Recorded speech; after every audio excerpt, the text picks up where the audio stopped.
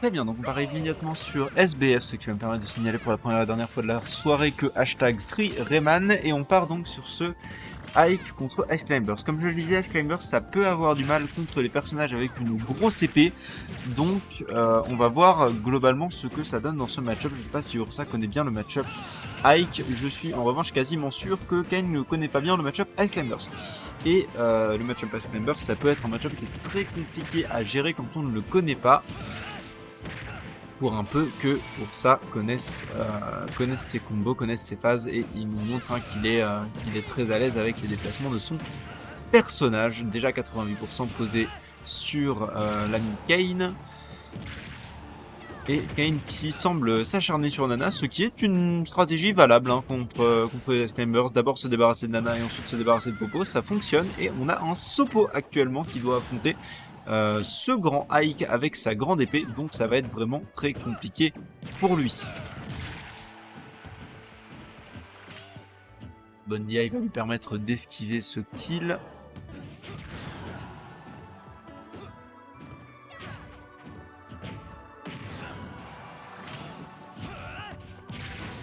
Ok, bon side B into dash attack qui va prendre cette stock, et on retrouve ces deux Ice Climbers du côté de Ursa sur cette deuxième stock de cette game 1.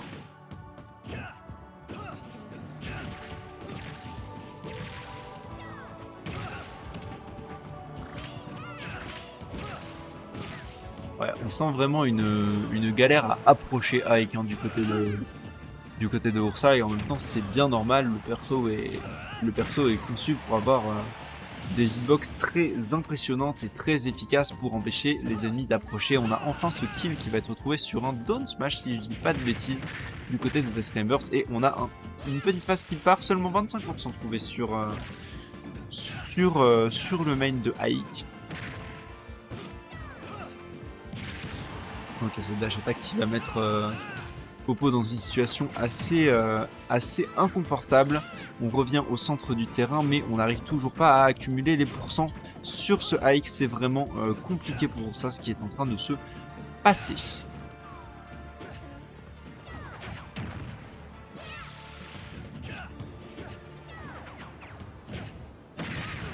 Cette dash attack qui est assez punissable du côté de Kane. On a tendance à beaucoup l'utiliser, c'est peut-être un peu dangereux. Ouais, encore une fois, cette dash attack qui passe, qui se fait shield et qui se fait punir. Ursa qui commence à reprendre le rythme de la game et qui commence à comprendre comment joue son adversaire, je pense, comment joue le perso en face. On a tenté une surprise au side B into forward tilt, malheureusement c'est plus si surprenant quand tu le fais pour la 8ème fois.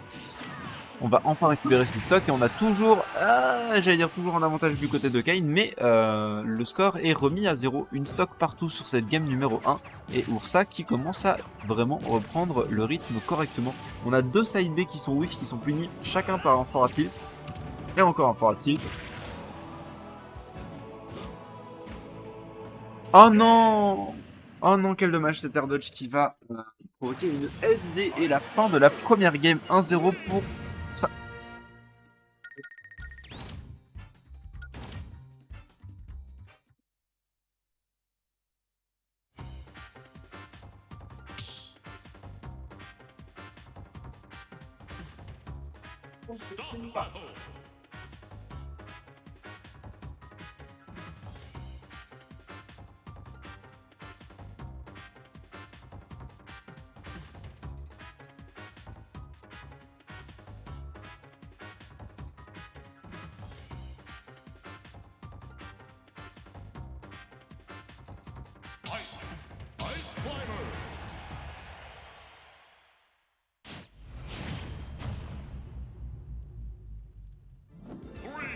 Toujours le même match-up et toujours le même terrain. On repart sur SBF et on a de nouveau un Ike Ice Climbers, et ce coup-ci peut-être que Kane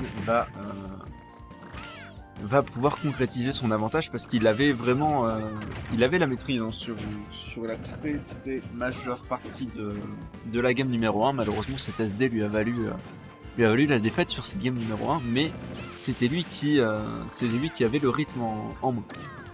On a un changement de rythme, on a un Aslamers qui empêche le hike d'approcher, ce qui est une stratégie qui pour l'instant fonctionne plutôt très bien, hein. Déjà 61% d'accumulé sur ce hike qui ne sait pas trop quoi faire face à ce nouveau game plan.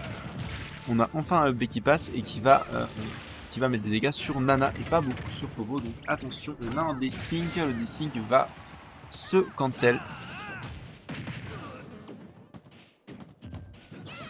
Et du côté de Chambers, là, il va commencer à s'agir de trouver des options, si pas de kill, au moins de mise en désavantage. Hein. Ouh là, attention, ouais, on aurait dû appuyer sur la gâchette beaucoup plus tôt. Hein. Du côté de Kayn, ça aurait pu potentiellement se débarrasser de Nana, ou en tout cas l'enlever du terrain, ça aurait pu être pas mal. Mais là, pour le coup, on a quand même accumulé quelques pourcentages de retard, pas beaucoup. Et on a ce upper avec peut-être une DI un petit peu hasardeuse qui va prendre la première stock et on est à l'avantage de Ursa. Et attention à ces dash attack, vraiment, les dash attack qui ne semblent plus fonctionner du tout et pour cause, la dash attack de Ike qui est correctement lente et correctement prévisible, donc potentiellement pas une super bonne idée d'en abuser. Et on a une ESD du côté de Ursa, très bien. Il en faut un, on est en winner round 1, les erreurs, ça arrive.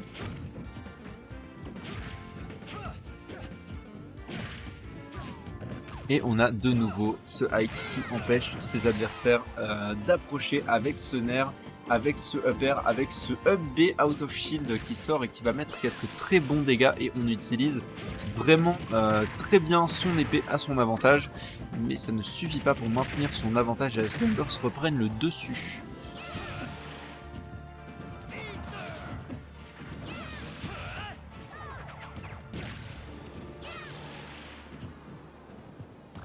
Il faut quand même prendre en compte le fait que chaque Exclaimburst individuellement est beaucoup plus léger que Ike.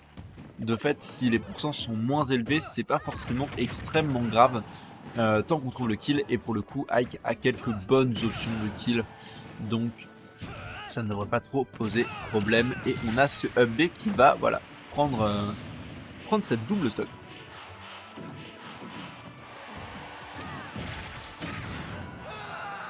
Et encore une fois, cette SD vraiment...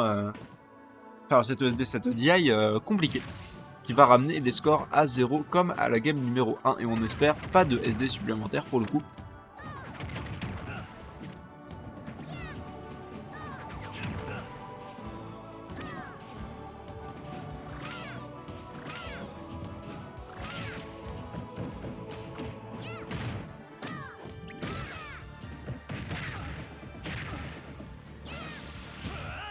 Et on a quelques bons coups qui sortent hein, du côté de Ursa. Ça ne suffira pas à empêcher ce up B out of shield de mettre des bons dégâts, mais on a une avance qui commence à se creuser à l'avantage des Aslamers.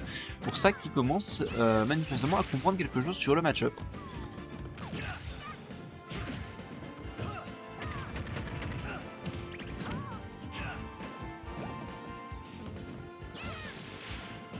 Et Kayn qui manifestement a décidé de ne plus trop interagir et pour cause il est dans une situation un peu compliquée et on tue Nana sur cette dash attack.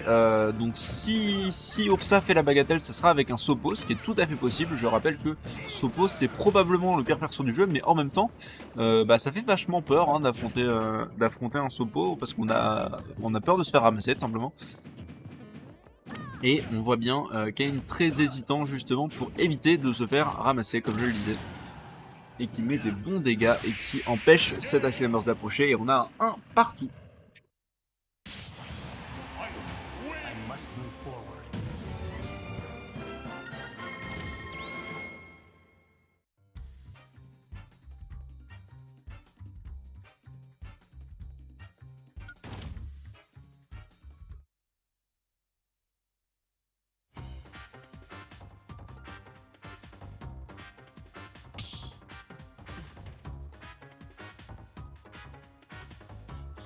Battle. Ice Climbers.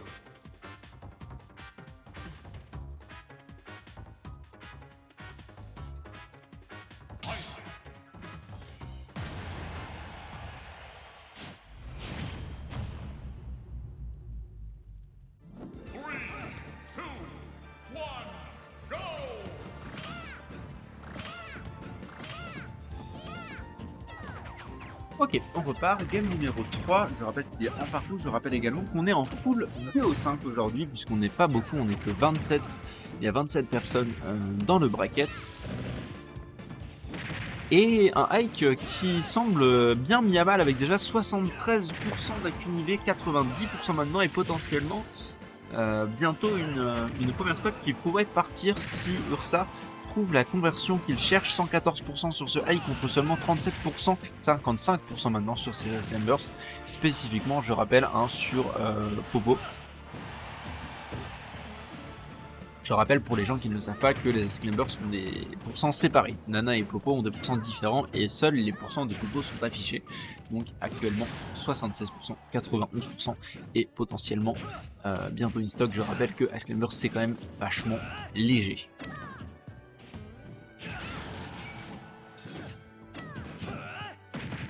Malheureusement cette jolie avance que Ursa avait accumulée au tout début de la game n'est plus disponible actuellement. On a ce up B qui ne passera pas, qui ne mettra pas grand chose. En revanche, le side B mettra quelques dégâts. Et attention, on va pas mourir. Ok. On va sortir du bloc de glace exactement au bon moment. C'est très bien joué de la part de Kayn. Malheureusement, on va se prendre ce back air et perdre cette première stock. Et on est sur un avantage pour ça.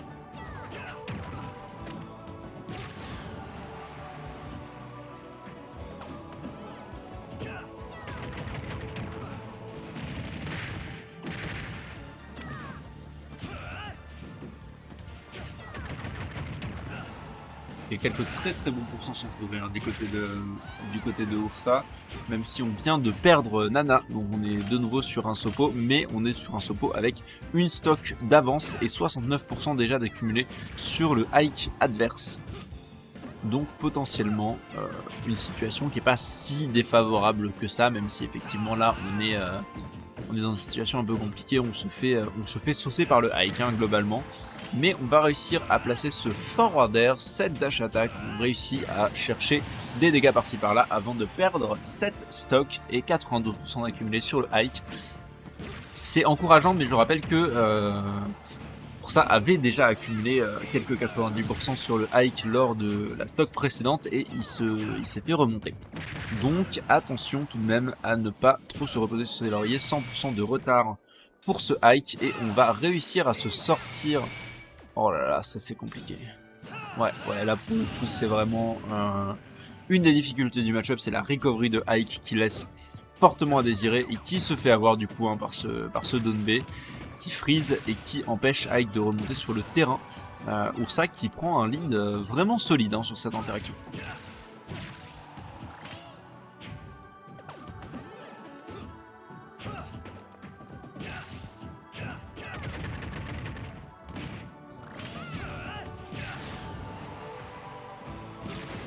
Ok, on va réussir à prendre ce kill avec ce forward air très bien vu de la part de Kayn qui s'est pas particulièrement fait gratter, seulement 24%, 28-36 maintenant sur le hike, ça commence à monter, mais voilà, Kayn s'en est sorti en limitant la casse et va peut-être potentiellement remonter, sauf s'il se refait ledge trap / edge guard comme c'est arrivé précédemment.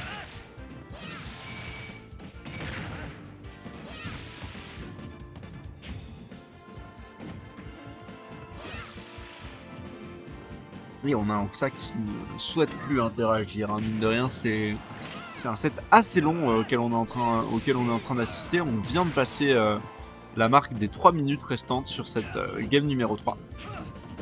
Et en même temps pour cause, le match-up demande un petit peu de finesse.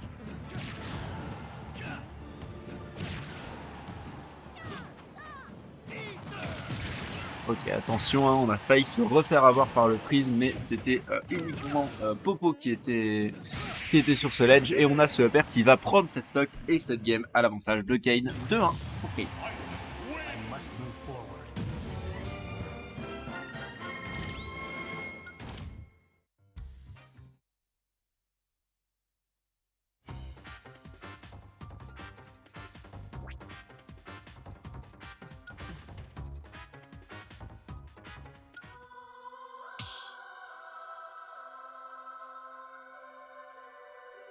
Stop battle!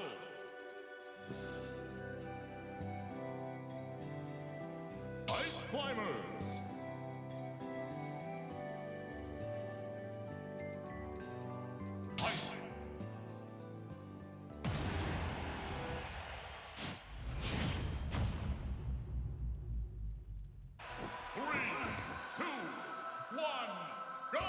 Ok, on a un changement de map, on part sur PS2, la PS2 aux couleurs de l'Ultima Arena, il y a une petite erreur sur le mode, mais néanmoins c'est un très joli mode, merci à Sarasa de l'avoir ajouté.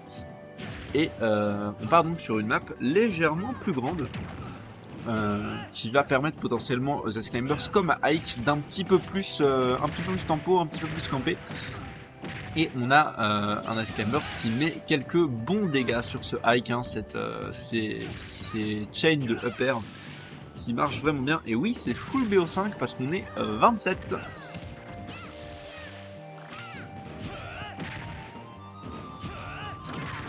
Pour l'information, personnellement, je partirai quoi qu'il arrive aux alentours de 22h, voyez-vous.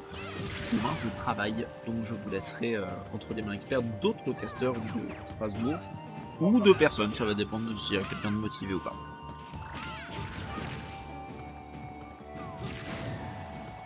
Ok, on a ce upper trouvé sur ce popo qui ne suffira pas à prendre la stock, mais qui voilà, va le mettre dans une situation assez complicado et qui va permettre à ce Fortil pour le coup, lui, de tuer parfaitement clean. Le side B dash attack qui repasse encore, ça ne devrait plus fonctionner, mais Ursa qui se fait encore surprendre par cette option. Et donc, tu n'es pas là malheureusement, mais en même temps, tu es malade, remets-toi bien, c'est normal. Moi-même, je ne sais pas si je pourrais être là dans les prochaines semaines, ça va dépendre de mon boulot, ça va dépendre de comment je gère demain matin.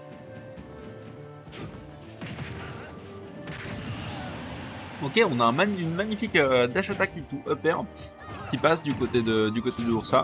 Je sais pas si c'est trop combo ou s'il y avait un problème au niveau de la DI de... J'ai appelé Grid de Kane qui a les mêmes touches que Grid du coup. Et on a ce update qui passe. Vraiment, Kane qui pour le coup a l'air de gérer le rythme de cette quatrième game.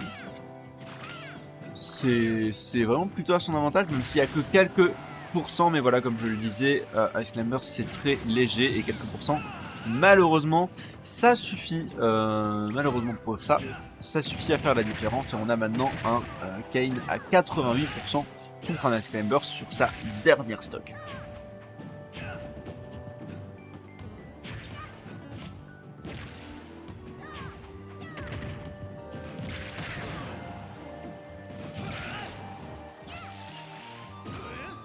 Donc on a tenté cette read up smash qui ne passera pas.